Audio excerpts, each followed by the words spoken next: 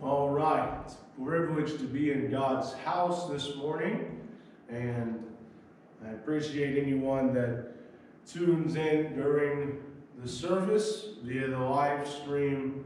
And I know that if you listen to Thursday's stream, I said there would be a high resolution video posted to YouTube about the service, and that actually did not happen. I forgot to turn on the high-res save on that video. So this one will definitely have it, and I apologize for that one. You can view the stream on my main profile, but as I indicated there is a bit of a stutter in the audio from time to time due to our upload speed. The download speed is good, but not the upload speed. And that will be fixed, hopefully, by Thursday on February 19th, which should be Wednesday. We do have some people from the internet provider coming out to upgrade the speed. So hopefully that helps. And I apologize for the stutter, but that will hopefully be solved soon as the speed gets upgraded pretty dramatically. I'm fairly certain that will fix the audio issue. If not, we'll look into some other options. But the YouTube save with the high resolution, which I'll link to the Sealyville page, will not have the stutter in it as it's saving to the camera and actually at the resolution that it's being streamed at. But we appreciate it. In any case, we appreciate everyone that comes to every service, anyone that tunes in on the live streams. We pray that God blesses you real well. Now, I do plan to have the live streams probably around this time. I don't think that we will live stream Sunday school unless people indicate they want to see the live stream for it. It will most likely just be the morning service and the preaching. We could possibly do the singing if people wanted to see that, but most likely it's just going to be the sermons, which will probably be around 11:15 on Sunday morning, maybe 11:30, depending on the timing for things. And then on Sunday evening, it will probably be around 6:15, I would say, give or take a few minutes. And then on Thursday night, you're probably looking around 7:15 or thereabouts, maybe a bit later. Like I said, it will depend a little bit on the timing for the service, but that should give you a general idea. If people want to see more than that, then possibly we will change the timing, maybe put some more footage in. But in any case, we appreciate everyone here and everyone that is watching or will watch the streams in the future. We pray the Lord will bless you real good. And of course, this is the second stream that we've done, so I apologize if there's any, if it's a bit rough. It's still a bit in a bit of a beta phase, but God has blessed us, and we really appreciate His work. All right, we're looking at the book of 1 Corinthians chapter 13. I'm sure just about everybody is aware that Valentine's Day was on Friday. If you weren't aware and you have a significant other, I'm sure they probably made sure that you were aware.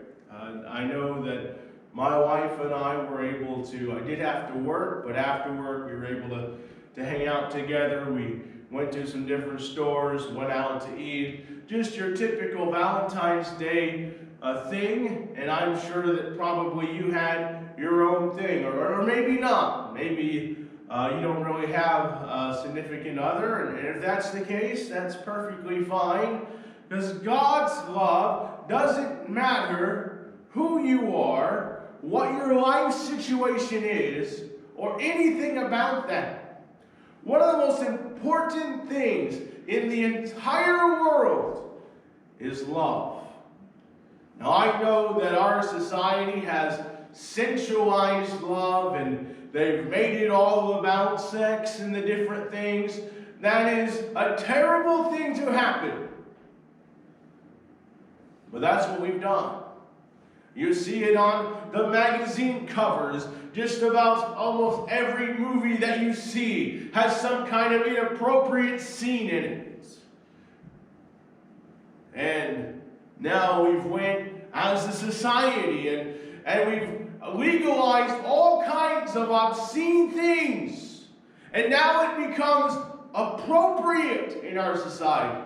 So much so that things that would have been never thought of if you were to move back history just 60 years are now a normal, where relationships are broken up and divorce rates are through the roof because people can't be faithful. You know why they can't be faithful? They can't be faithful because their minds are filled with all the garbage of this world. You have the soap operas that condone. Apologize, my voice is a little messed up. But you have the soap operas on TV that allow and promote all of these different things. One of them cheats on another. This one cheats on that one. It's a sad thing, but it's became the normal for our society because we don't understand love. We don't understand romantic love. We don't understand even the family love. We don't understand friendly love. We don't understand it. Society has made up the rules for love. And if that's the type of love that you have, it will be very difficult to live a godly life. And actually even impossible in some cases. But 1 Corinthians chapter 13 gives us a completely different look at love. Here's what it says. It says, though I speak with the tongues of men and of angels, and have not charity, I am become a sounding brass, or a tinkling cymbal. And though I have the gift of prophecy, and understand all mysteries and all knowledge, and though I have all things so that I can remove mountains and have not charity, I am nothing. You look at this. The gift of prophecy. The gift to be able, through the help of God, to accurately predict the future and to let people know what's going to happen. One of the greatest proofs of the Bible's accuracy is that men of old, 400, 500, sometimes more years before, were able to accurately predict the future. That can only happen by God. Paul says, though I have the gift of prophecy and understand all mysteries. If you can go through every prophetic book in the Bible, Isaiah, Jeremiah, Ezekiel, Daniel, Hosea, Joel, Amos, all the minor prophets, the major prophets. You can go through them all. You can go through the book of Revelations and be able to understand it all mysteries. Paul says, still nothing. Still nothing. Knowledge doesn't matter. I say it doesn't matter. I say it very carefully. Because I do believe you should study the scriptures and know the Bible and learn about God. But I'm telling you, you can be the smartest person in the world theologically. You can be the greatest theologian we've ever known. And it wouldn't matter a thing if you didn't have love. It says, if I understand all mysteries, had all knowledge. There's a whole lot of things about faith in today's society. There's faith healing, and I've seen many times, and perhaps you have too, where someone has given a booklet to somebody or a pamphlet, and in that pamphlet it's had things where if you donate so much money, then this prayer will be answered for you. Very common in the believism that there is in today's society. Just claim it, believe it. You know what? That's not how things work. You don't just claim it and believe it. You know why? Because God is not a bubblegum machine.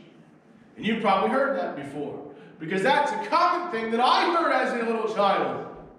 But it's the truth. God is interested in your life. And God is interested in answering prayer. And He does say if you have faith, things will happen. But the prayers have to be according to God's will. James says you have not because you ask not. And when you ask amiss. Not an exact quote, but pretty close. You ask amiss because you want to use your prayers for the lust of your flesh. I've heard a lot of people say, well, if God answers prayer, let me just ask for $1 million. Now let me tell you, if you really needed $1 million to fulfill God's will, then God would somehow answer that prayer. I am certain of it. The monetary amount doesn't matter. The problem is, most likely, you don't need that much money. What are you going to use it on? To buy all the things I want and to do all the things I want to do? No, that's not going to get the answer of God. Because God has a purpose. And God does want to answer prayer. He wants you to use your life for His glory. And when He answers prayer, He wants to receive the glory for it. But though you had all the faith in the world and were able to move mountains, Paul says without charity you're still nothing. Verse 3 says, and though I bestow all my goods to feed the poor, and though I give my body to be burned and have not charity, it profiteth me nothing. You know, there are people that give all kinds of things to the different charities around this world. Donate thousands upon thousands and maybe even millions in some cases. And I'm not saying that's not a bad thing. For sure, help the needy for the glory of God. But I'll tell you, you can give millions upon millions to charity. You can donate all kinds of clothing and items. You can volunteer for the different relief shelters all around the world. You can volunteer in your hospitals. You can volunteer in your community. And you can do hours upon hours of community service. And without charity, it won't profit you a thing. Won't profit you a thing? There's so many people that do charity work simply to get the glory of man. Has nothing to do with love. Paul says you can do all of that. You can give all that you have. Go and sell everything that you have. Give it to the poor. Like Jesus told the rich young ruler to do. And without love, it won't profit you a thing. Says I could give my body to be burned. This was, in biblical times, one of the most sacrificial examples of love, was to give one's body to be burned. Nowadays, it's actually somewhat of a common practice for people to burn their bodies at burial wouldn't seem as significant to us. Someone were to give their bodies to be burned. This was very significant in Bible times. But even then, it means nothing without love. And in verse 4, it begins to define love. This isn't the definition that you're going to get out in this world. This world's definition of love is sensual, all about fantasies, all about lust, really. Friendships, loves almost gets thrown right out the door, even though it's very real. Family love, many times, is torn apart with all the divorces and all the separations, and yet very biblical. There should be a love between a father and a dad, and a daughter and a dad, and a son and a mom, and not the sensual love that this world promotes. A real godly love, where a family binds together. There should be a love between friends, where a man and another man can have a friendship love. Not the kind this world promotes, goes right down the sensual love. No, where a man can really have a friendship, relationship with somebody that's not sensual at all. That's actually a solid relationship where there's a friendly love. Where a lady can have another friend and even a best friend. And honestly, it probably should have a few best friends. Where it's not sensual at all, but where they have a friendly love for one another. It's biblical. David said that he loved Jonathan more than the love of women. And it wasn't the sensual love. It was a friendly love where they got a close bond together. That should be something that happens.